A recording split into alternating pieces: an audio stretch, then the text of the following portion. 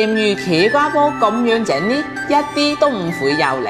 好多人呢都中意食呢個鹹魚茄瓜煲，個點整先唔會咁油膩呢？今日 Winnie 分享呢個方法俾大家。我哋先將兩條茄瓜個皮到好似斑馬紋咁，將佢對半切開切條，將嚿花肉切粒，冬菇、蒜豆同埋薑切幾粒。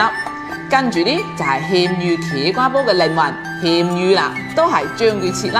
豬肉粒，同佢加少少鹽、少少生抽、少少生粉，撈佢，大火滾油，多啲茄瓜落去炸佢，炸到軟身之後呢就撩起身。跟住落嚟呢一步呢就係冇咁油嘅關鍵啦，煮滾水，多啲茄瓜落去飛水，出晒啲油出嚟，撩起。熱油煎香啲豬肉粒，再擠埋啲鹹魚落去一齊鬥，鬥到鹹香味出晒嚟，落埋啲料豆落去鬥，最後倒埋啲茄瓜落去鬥，落1斤糖、2斤鹽，少少蠔油、少少生抽去調味，再加啲豆瓣醬去增香，少少老抽去調邊個色，收尾呢就倒少少生粉水去收汁，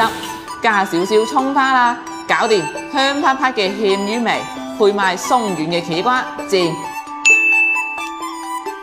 快手，擁抱每一種生活。